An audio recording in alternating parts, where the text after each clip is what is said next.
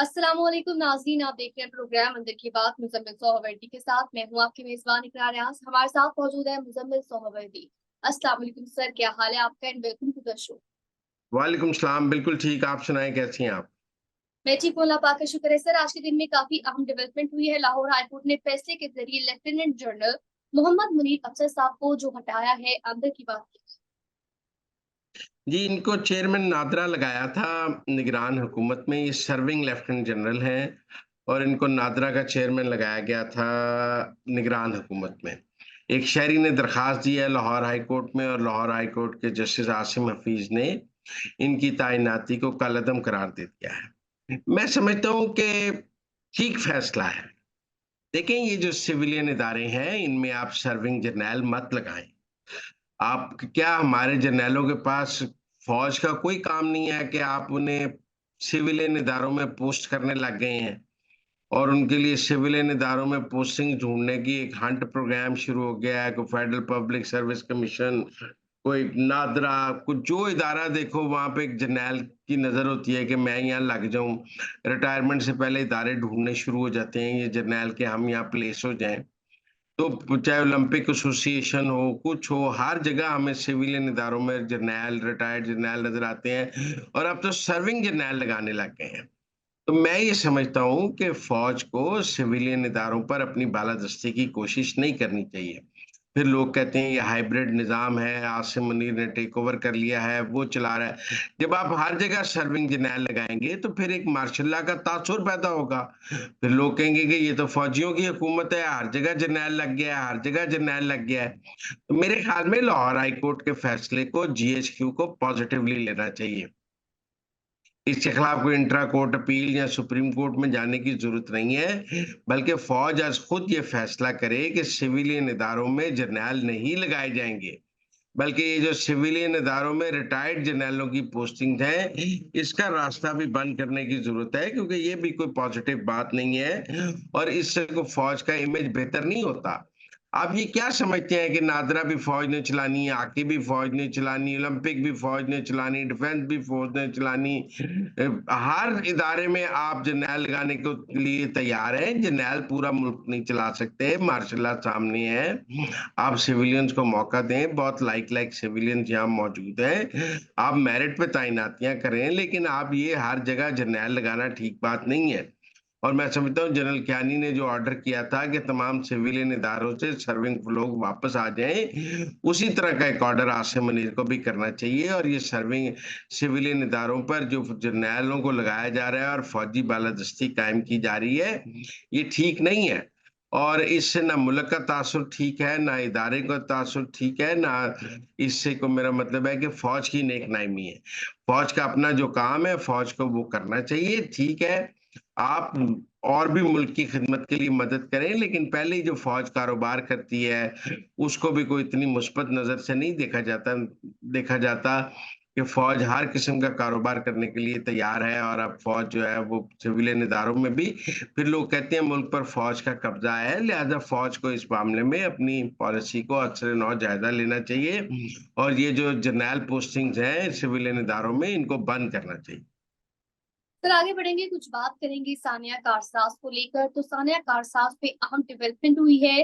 दोनों के माबेन मुआहदा तय पा गया है। डीप को लेकर 5.5 करोड़ रुपए दिए जाएंगे और वो लोग जो कि जख्मी हुए थे उन सबको जो है वो कंपनियों में मुलाजमत दी जाएगी।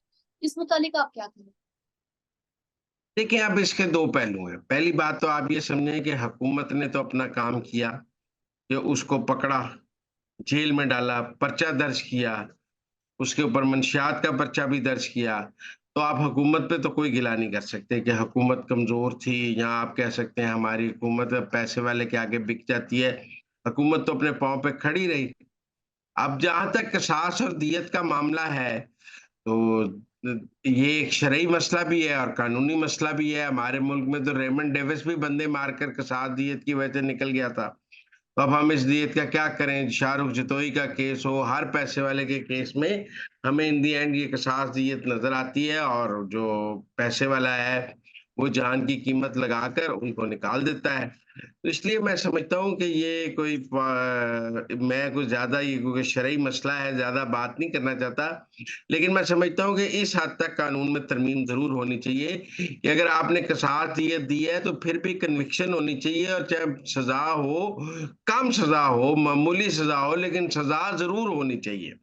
ये जो बंदा बाइज़र बरी होके निकल आता है ना पैसे के ज़ोर पे अगले दिन जेल से, ये नहीं होना चाहिए। चले 1 साल सज़ा दें, लेकिन सज़ा ज़रूर होनी चाहिए। ठीक है, आपने बंदा मारा है, आप पे फांसी हो सकती थी, आपको उम्र कैद हो सकती थी, आपको 7 साल, 10 साल सज़ा हो सकती थी, पर आपकी अगर क़िसास दियत हो गई है, तो वो सज़ा कम होकर 1 साल हो जाए, लेकिन सज़ा ज़रूर होनी चाहिए। ये अमीरों को इस तरह मुँह चढ़ाते हुए जेल से निकल आना अपने पैसे के ज़ोर पे, ये मैं इसके कोई ख़ास हक़ में नहीं हूँ।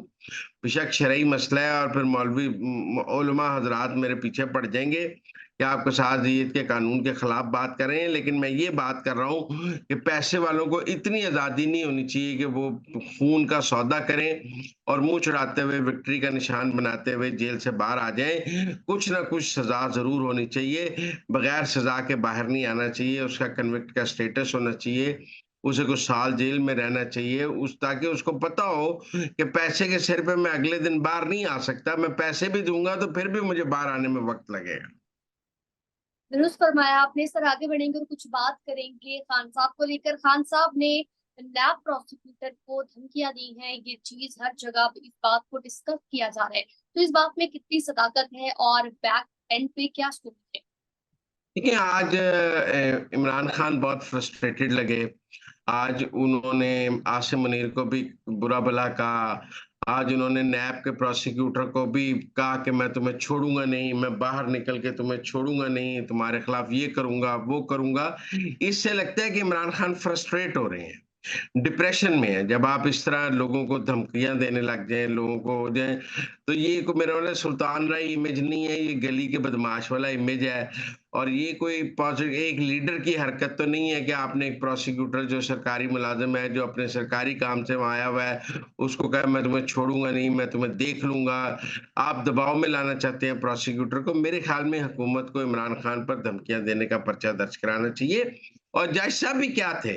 मतलब जज साहब वैसे तो इमरान खान को हर रिलीफ देने के लिए मुलाकातों का ये वो आपकी अदालत में प्रोसिक्यूटर को धमकियाँ लगा रहा है और आप जज साहब बैठे हैं, आपने वहाँ उसको नोटिस क्यों नहीं जारी किया है इमरान खान को?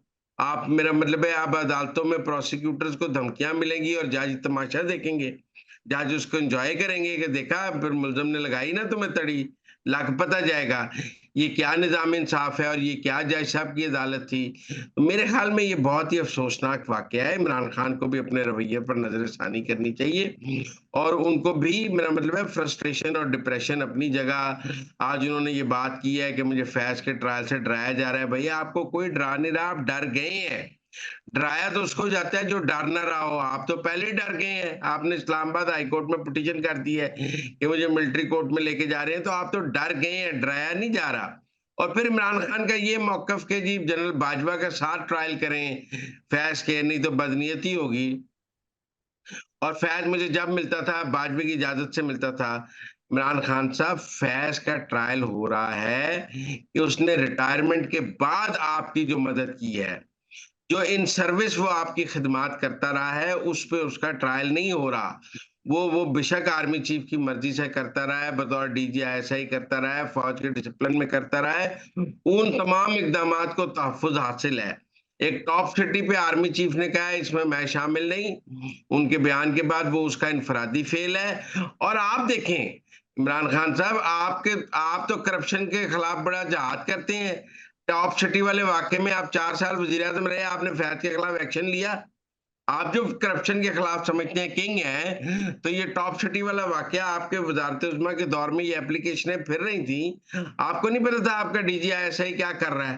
तो तब तो आपने फैज़ के खिलाफ एक्शन नहीं लिया बल्कि उसकी करप्शन पे पर्दा डाला और उसको अपने मकासद के लिए इस्तेमाल किया। लेकिन मैं समझता हूँ कि इमरान खान फैज़ के ट्रायल से बहुत डर गए हैं और ये उनका जो डर है, वो आज जो वो नैब के प्रोसिक्यूटर को धमकियाँ दे रहे थे और जो इस तरह की गुफ्तगू कर रहे थे, वो खौफ उनका जो है वो बाहर आ रहा है और वो उनकी ज़ुबान से बार-बार नज़र आ रहा है कि वो इस वक़्त शदीद खौफ का शिकार है।